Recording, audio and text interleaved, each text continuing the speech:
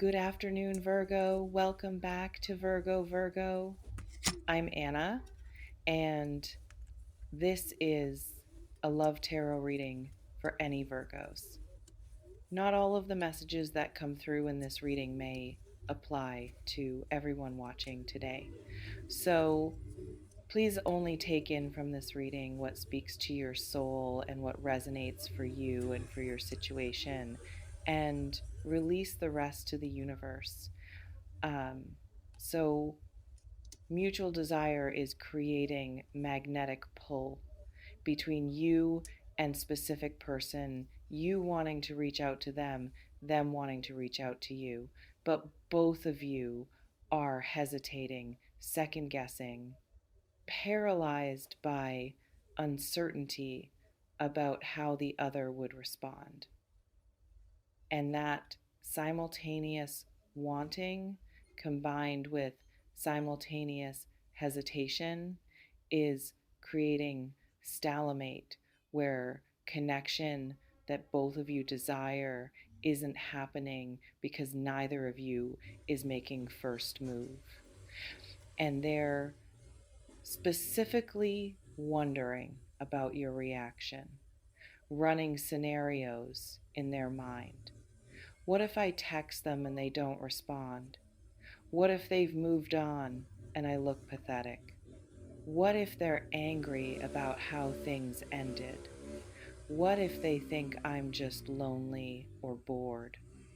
What if reaching out makes things worse instead of better? Every fear and question you've had about contacting them, they're having about contacting you. Both of you stuck in identical paralysis. Both of you wanting same thing, communication, but neither brave enough or certain enough to initiate it. Let me describe what's happening on both sides of this standoff and why this stalemate needs to break. First, understand that mutual wanting isn't just about missing each other, though that's part of it. It's about unfinished business, unresolved feelings, conversations that need to happen, closure that wasn't achieved, potential that wasn't fully explored. You both know that whatever exists or existed between you isn't complete. Even if relationship ended, even if you haven't spoken in weeks or months, even if circumstances pulled you apart, the connection is still active, still generating pull, still creating thought loops where you think about them and they think about you, and neither of you can fully move on because string is still attached.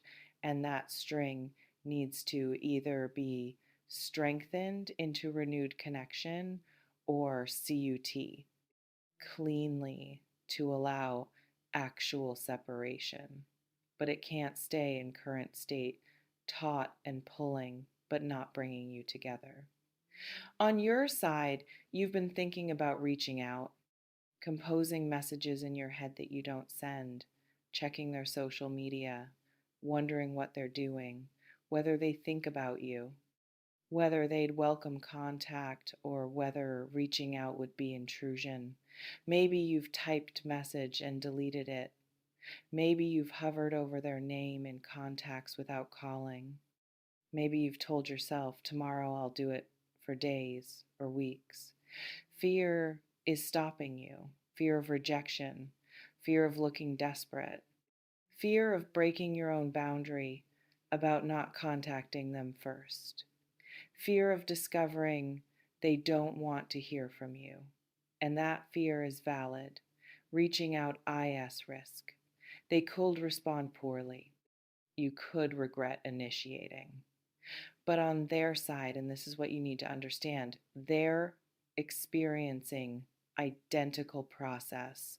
They're thinking about you, missing you, wanting to contact you, running same risk benefit analysis, experiencing same fears. Let's pause here. This reflection invites you to consider Who have you been wanting to reach out to, but fear has been stopping you? Maybe ex you still have feelings for. Relationship ended, but connection didn't fully die. You don't know if they want to reconcile, or if reaching out would just reopen wounds, or person you dated briefly that never became official relationship but that felt significant. You don't know if they felt same depth, or if you're overestimating what it was to them, or friend you had falling out with, misunderstanding or argument created distance. You want to repair, but you don't know if they're ready or willing, or person you met and connected with, but timing was wrong. You've been hoping circumstances would change, but you don't know if they're still interested or if moment passed. Or someone you've been interested in, but never properly pursued. You've been wanting to make your feelings known, but fear of rejection keeps you silent. Whoever it is whose absence creates HE, they're the person thinking about you equally, wanting to hear from you, wondering how you'd respond. This reflection invites you to consider: what specifically are you afraid would happen if you reached out to this person? Common fears. They won't respond at all. They'll respond but be cold or dismissive. They'll tell me they've moved on. They'll think I'm pathetic for still caring. They'll use it against me. They'll reject me definitively instead of leaving doors slightly open. All of those are possible, but so are positive outcomes. They'll be relieved. They'll admit they've been thinking about me too. They'll be open to conversation.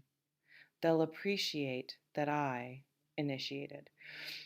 Fear focuses on worst case, while hope focuses on best case. Reality is usually middle. They respond, you talk. It's slightly awkward but genuine, and you get clarity one way or another. But current stalemate guarantees nothing changes. Guarantees you stay stuck wondering instead of knowing. What they're specifically wondering, and this insight is key to breaking stalemate, is whether you'd be receptive or hostile if they reached out. They're not assuming you're sitting by phone hoping they'll call. They're assuming you might be over it, moved on, angry, indifferent, unwilling to engage. And that assumption is keeping them frozen, same way your assumptions about their potential reaction are keeping you frozen. Both of you operating from worst case assumption about others' response. Both of you protecting selves from rejection that might not even happen. This reflection invites you to consider, if this person reached out to you today, what would your actual honest reaction be? Would you be relieved, happy, eager to talk? That's one end of spectrum. Would you be cautious, open but guarded, willing to engage but not immediately vulnerable? That's middle. Would you be angry, hurt, unwilling to engage without significant accountability first? That's other end. Your actual reaction, not what you think you should feel, but what you'd actually feel, is information both for you and potentially for them if you communicate it clearly, because they're wondering, and not knowing is keeping them paralyzed. Here's what breaks stalemate. One of you has to be brave, has to prioritize possibility over protection, has to risk rejection for sake of potential connection. And since you're here reading this message, since universe or algorithm or timing brought this information to you, you're being invited to be that brave one. This reflection invites you to consider what's the worst that realistically happens if you reach out. They don't respond. That hurts, but it provides clarity. You stop wondering. Definitively they're not interested. You can fully let go instead of staying suspended. They respond negatively. That also hurts, but also provides clarity. You get definitive no instead of ambiguous, maybe. You process rejection and move forward. They respond lukewarm, neither thrilled nor hostile. That's information. You gauge their energy and decide whether pursuing further conversation is worth effort.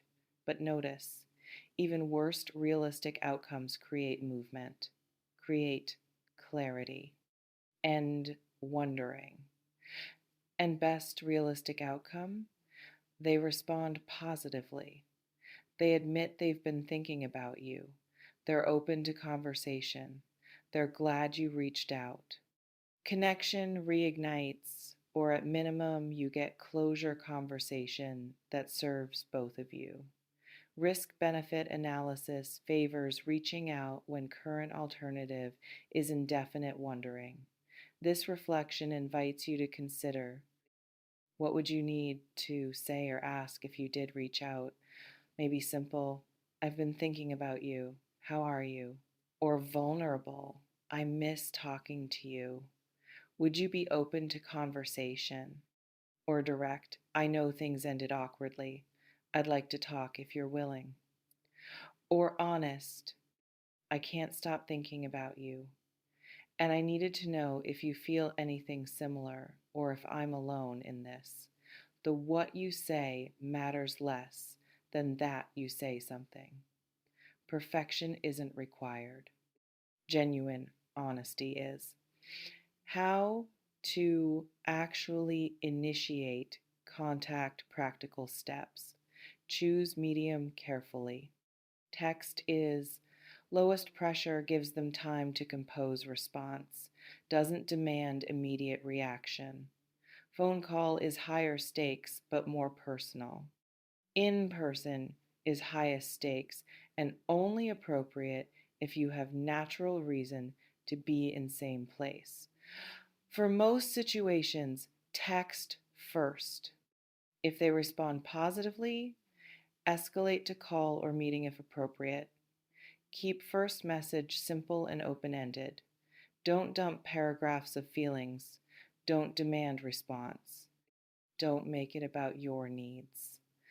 Make it invitation they can accept or decline without pressure.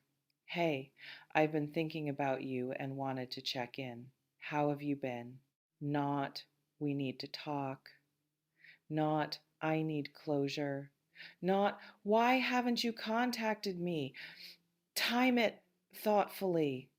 Don't text late at night if that signals desperation or drunk messaging. Don't text during work hours if they're likely busy. Don't text during crisis or highly emotional moment when you're not thinking clearly. Text when you're grounded, when you can handle any response, including non-response, and prepare for multiple response scenarios before you send. If they respond positively, how will you continue conversation? What do you want from reconnection, friendship, romantic relationship, closure? If they respond neutrally, will you pursue further or take hint and back off? If they don't respond, how long will you wait before accepting non-response as answer? What will you do to process that rejection healthily? Having plan for each scenario prevents you from reacting poorly in moment, allows you to respond intentionally. This reflection invites you to consider, what outcome are you secretly hoping for if you reach out? Be honest with yourself. Are you hoping they confess they want you back? Are you hoping for friendly reconnection? Are you hoping they apologize? Are you hoping they give you closure? Knowing what you're hoping for helps you assess whether their response actually delivers that or whether you need to adjust expectations. Let me address what you both want to talk specifically means, because mutual wanting doesn't guarantee mutual readiness or mutual desired outcome. You both want to talk true, but you might want to talk for reconciliation while they want to talk for closure. You might want to talk to explore romantic possibility while they want to talk to establish friendship boundaries. You might want to talk to understand what went wrong while they want to talk to apologize and move on. Mutual desire to communicate doesn't mean mutual alignment on what that communication should accomplish. So when you do initiate contact, be open to discovering that their reason for wanting to talk differs from yours. Don't assume wanting to talk means wanting same outcome you want. And be willing to have conversation they need, even if it's not conversation you wanted. Because authentic communication serves even when it doesn't deliver fantasy outcome. This reflection invites you to consider, could you handle conversation that ends in definitive closure instead of rekindled connection? If answer is no, if you're too fragile for that possibility, maybe wait before reaching out. Do more healing work, build more resilience. So when you do initiate, you can handle full range of outcomes. But if answer is yes, if you can survive worst case of clear rejection or closure you didn't want, then you're ready to reach out. What happens after initial contact depends entirely on how both people show up. If both of you want reconciliation and both are willing to address what went wrong, you have opportunity to rebuild. Not guaranteed to work, but possible with genuine effort. If one wants reconciliation and other wants closure, mismatch creates pain. Person wanting closure needs to be clear. Person wanting reconciliation needs to accept, answer, and grieve. If both want closure, you have opportunity for healing conversation, to understand each other, to release each other with love instead of bitterness. If both want friendship, you have opportunity to redefine relationship, to maintain connection in different form, to be part of each other's lives without romantic entanglement. Whatever the outcome, talking creates forward movement. Staying silent creates perpetual stuckness. Let me address specific scenario where they reach out to you before you reach out to them, because that's possible and maybe even likely if you're reading this. If they contact you first, your response should be honest, not strategic, not playing hard to get, not punishing them for making you wait. If you're happy they reached out, tell them, I'm glad you contacted me. I've been thinking about you too. If you're cautious but open, tell them that. I'm willing to talk, but I need to understand what you're hoping for from this conversation. If you need accountability for previous behavior, state that. I appreciate you reaching out. Before we talk, I need to address a specific issue. Whatever you feel, express that honestly rather than performing a different feeling to protect ego or test their commitment. And if they don't reach out first and you're still waiting, recognize that you could be waiting indefinitely if both of you stay frozen. Someone has to move. Why not you? Why not be brave? Why not risk rejection for sake of possible connection? You remain in complete control of whether you reach out or continue waiting. You can be brave or protected, take risk or stay safe, prioritize possibility or prioritize avoiding pain. The power is yours. It always has been. You may notice reading this has created urgency mixed with resistance. Urgency to finally do something. Resistance based on fear of what might happen if you do. Whatever you're feeling, honor it. Take what resonates, softly release the rest, trust yourself. Before we close, I want to ask you something. Are you going to reach out to the person you've been thinking about, or are you going to wait and hope they reach out first? Drop your honest answer in the comments. And this, what's the real reason you haven't reached out yet? Is it fear of rejection, pride, or something else? You both want to talk, and this person wonders how you might react if they just reached out. And the wondering is keeping both of you frozen in stalemate, where connection you both desire isn't happening because neither is brave enough to initiate. But someone needs to move. Someone needs to risk rejection. Someone needs to prioritize clarity over comfortable uncertainty. And since you're here receiving this message, you're being invited to be that brave person who reaches out first. Not eventually, this week, within days. Trust yourself with this trust that you can handle any response, including rejection. Trust that knowing is better than wondering. Trust that reaching out doesn't make you weak or desperate. Trust that authentic communication serves regardless of outcome. See you in the next one. And listen, mutual wanting without mutual action creates nothing. Break the stalemate. Reach out. See what happens. Even bad outcome is better than perpetual limbo. Stay brave. Stay honest. Stay willing. You both want to talk.